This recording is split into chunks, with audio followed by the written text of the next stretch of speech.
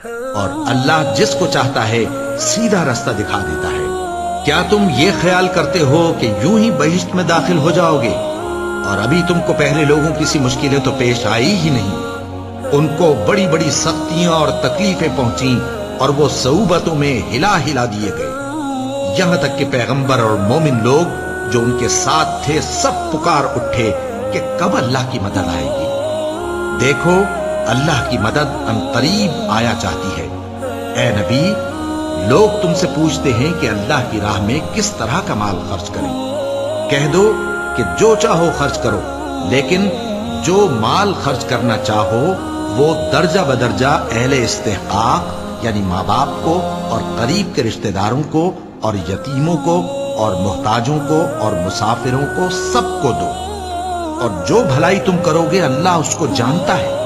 مسلمانوں، تم پر اللہ کے راستے میں لڑنا فرض کر دیا گیا ہے، اور وہ تمہیں ناگوار تو ہوگا، مگر عجب نہیں کہ ایک چیز تم کو بری لگے اور وہ تمہارے حق میں بھلی ہو، اور عجب نہیں کہ ایک چیز تم کو بھلی لگے اور وہ تمہارے لیے مضر ہو، اور ان باتوں کو اللہ ہی بہتر جانتا ہے اور تم نہیں جانتے۔ اے پیغمبر، لوگ تم سے عزت والے مہینوں میں لڑائی کرنے کے بارے میں دریافت کرتے ہیں۔ کہہ دو کہ ان میں لڑنا بڑا گناہ ہے، اور اللہ کی راہ سے روکنا اور اس سے کفر کرنا اور مسجد حرام یعنی خانہ کعبہ میں جانے سے بند کرنا اور اہل مسجد کو اس میں سے نکال دینا جو یہ کفار کرتے ہیں، اللہ کے نزدیک اس سے بھی زیادہ گناہ ہے، اور فتنہ انگیزی خونریزی سے بھی بڑھ کر ہے، اور یہ لوگ ہمیشہ تم سے لڑتے رہیں گے، یہاں تک کہ اگر مقدور رکھیں تو تم کو تمہارے دین سے پھیر دیں، اور جو کوئی تم میں سے اپنے دین سے پھر کر کافر ہو جائے گا اور کافر ہی مرے گا تو ایسے لوگوں کے اعمال دنیا اور آخرت دونوں میں برباد ہو جائیں گے، اور یہی لوگ دوزخ میں جانے والے ہیں جس میں ہمیشہ رہیں گے۔ جو لوگ ایمان لائے اور اللہ کے لیے وطن چھوڑ گئے اور کفار سے جنگ کرتے رہے وہی اللہ کی رحمت کے امیدوار ہیں، اور اللہ بخشنے والا ہے، رحمت کرنے والا ہے۔ اے پیغمبر، لوگ تم سے شراب اور جوئے کا حکم دریافت کرتے ہیں۔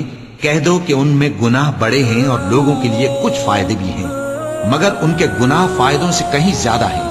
اور یہ بھی تم سے پوچھتے ہیں کہ اللہ کی راہ میں کون سا مال خرچ کریں۔ کہہ دو کہ جو ضرورت سے زیادہ ہو۔ اس طرح اللہ تمہارے لیے اپنے احکام کھول کھول کر بیان فرماتا ہے تاکہ تم سوچو، یعنی دنیا اور آخرت کی باتوں میں غور کرو۔ اور تم سے یتیموں کے بارے میں بھی دریافت کرتے ہیں۔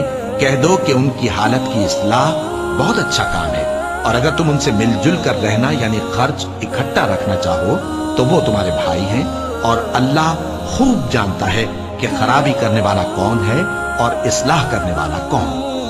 اور اگر اللہ چاہتا تو تم کو تکلیف میں ڈال دیتا، بے شک اللہ غالب ہے، حکمت والا ہے۔ اور مومنوں، مشرک عورتوں سے جب تک وہ ایمان نہ لائیں نکاح نہ کرنا، کیونکہ مشرک عورت خواہ تم کو کیسی ہی بھلی لگے اس سے مومن لونڈی بہتر ہے، اور اسی طرح مشرک مرد جب تک ایمان نہ لائیں مومن عورتوں کو ان کی زوجیت میں نہ دینا، کیونکہ مشرک مرد سے خواہ وہ تم کو کیسا ہی بھلا لگے مومن غلام بہتر ہے۔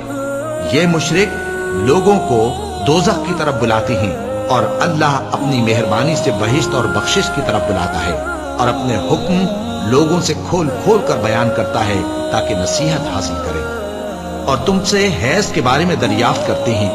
کہہ دو وہ تو نجاست ہے، سو ایام حیض میں عورتوں سے کنارہ کش رہو، اور جب تک وہ پاک نہ ہو جائیں ان سے مقاربت نہ کرو۔ ہاں، جب وہ پاک ہو جائیں تو جس طریق سے اللہ نے تمہیں ارشاد فرمایا ہے ان کے پاس جاؤ۔ کچھ شک نہیں کہ اللہ توبہ کرنے والوں اور پاک صاف رہنے والوں کو دوست رکھتا ہے۔ تمہاری عورتیں تمہاری کھیتی ہیں، تو اپنی کھیتی میں جس طرح چاہو جاؤ، اور اپنے لیے نیک عمل آگے بھیجو، اور اللہ سے ڈرتے رہو، اور جان رکھو کہ ایک دن تمہیں اس کے روبرو حاضر ہونا ہے۔ اور اے پیغمبر، ایمان والوں کو بشارت سنا دو، اور اللہ کے نام کو اس بات کا ہیلا نہ بنانا کہ اس کی قسمیں کھا کھا کر سلوک کرنے اور پرہیزگاری کرنے اور لوگوں میں صلح و سازگاری کرانے سے رک جاؤ، اور اللہ سب کچھ سنتا ہے، جانتا ہے۔ اللہ تمہاری لغو قسموں پر تم سے مواخذہ نہیں کرے گا، لیکن جو قسمیں تم قصد دلی سے کھاؤ گے ان پر مواخذہ کرے گا، اور اللہ بخشنے والا ہے، بردبار ہے۔ جو لوگ اپنی عورتوں کے پاس جانے کی قسم کھا لیں ان کو 4 مہینے تک انتظار کرنا چاہیے۔ اگر اس عرصے میں قسم سے رجوع کر لیں تو اللہ بخشنے والا ہے، مہربان ہے، اور اگر طلاق کا ارادہ کر لیں تو بھی اللہ سنتا ہے، جانتا ہے۔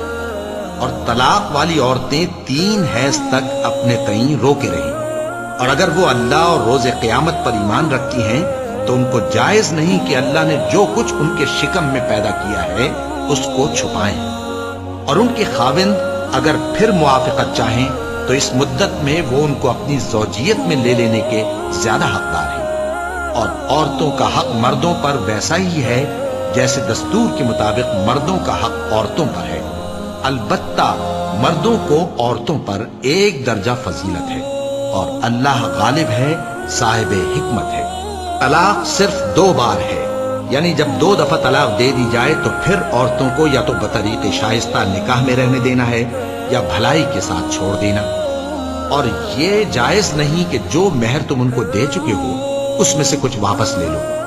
ہاں، اگر زن و شوہر کو خوف ہو کہ وہ اللہ کی حدوں کو قائم نہیں رکھ سکیں گے تو اگر عورت خاوند کے ہاتھ سے رہائی پانے کے بدلے میں کچھ دے ڈالے تو دونوں پر کچھ گناہ نہیں۔